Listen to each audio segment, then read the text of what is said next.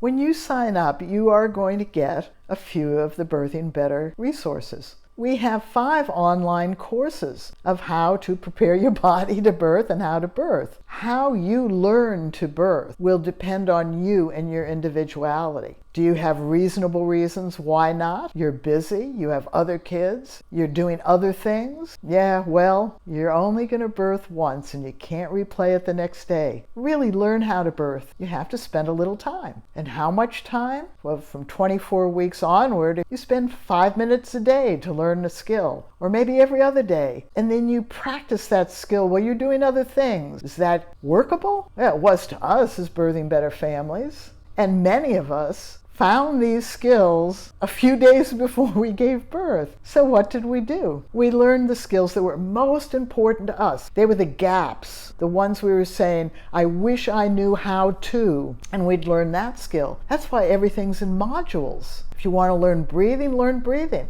If you want to learn what positions help your baby come down, learn that. If you want to learn the teamwork, if you want to learn how to deal with niggling labors, if you want to learn how to birth when you're having a non-laboring cesarean, all these things are available to you in Birthing Better. Because we know how to birth. We want you to know how to birth too.